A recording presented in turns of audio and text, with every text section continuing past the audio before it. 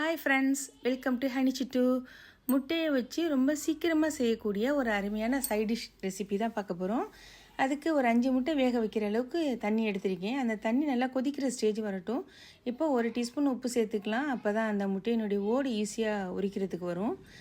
இப்போ எல்லா முட்டையும் ஒன்று ஒன்றா உள்ளே சேர்த்துட்டு இதை அப்படியே மூடி வச்சிடலாம். ஒரு 10 நிமிஷம் அப்படியே நல்லா கொதிக்கட்டும். அப்போ தான் முட்டை வெந்துடும். பாருங்கள், முட்டையினுடைய ஓடெல்லாம் அப்படியே தெரிச்சு வந்துருச்சுல்ல. இப்போ இந்த முட்டையை எடுத்து ஒரு சில் தண்ணியில் சேர்த்துட்டோன்னா இது போல் ஓடு ஈஸியாக எடுக்க வந்துடும்.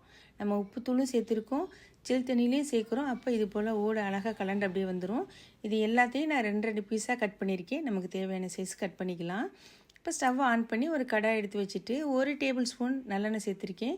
1 டீஸ்பூன் மிளகாய்த்தூள், அதுக்கு தேவையான அளவுக்கு உப்புத்தூள். இது நல்லா எண்ணெயில் அப்படி ஃப்ரை பண்ணிவிட்டு இந்த முட்டை எல்லாத்தையும் எடுத்து அப்படியே அதில் ஒரு 2 நிமிஷம் அப்படியே வச்சுருவோம்.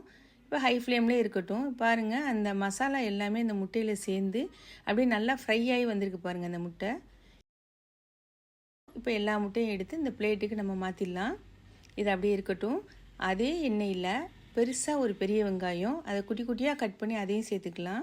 இந்த வெங்காயம் நல்லா வதங்கினதுக்கப்புறம் 1 டீஸ்பூன் மிளகுத்தூள், 1/2 டீஸ்பூன் மஞ்சள் தூள், தேவையான அளவுக்கு உப்புத்தூள், ஏன்னா ஏற்கனவே உப்பு சேர்த்துட்டோம், கொஞ்சமாக கருவேப்பிலை, இது எல்லாத்தையும் சேர்த்து லோ ஃப்ளேம்லேயே வச்சுட்டு நல்லா 1 நிமிஷம் பரட்டி விட்டுடலாம். வெங்காயத்தில் அந்த மிளகெல்லாம் சேர்ந்து வந்துருச்சுல்ல. இப்போ நம்ம ஒவ்வொரு முட்டையவாக எடுத்து அப்படியே அந்த வெங்காயத்தோடு அப்படியே அழுத்தி நகர்த்தி வச்சிட்டோன்னா எல்லா முட்டைக்கு கீழே அந்த வெங்காயம் இருக்கும்ல. இது அப்படியே ஒரு 2 நிமிஷம் இருக்கட்டும். ஸ்டவ் மீடியம் ஃப்ளேம்லேயே இருக்கட்டும்.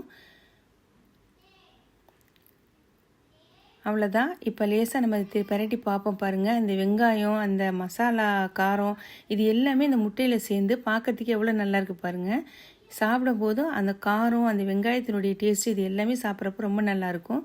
இது சாம்பார் சாதம், ரசம் சாதம், தயிர் சாதம் எல்லாத்துக்குமே சூப்பரான காம்பினேஷன்.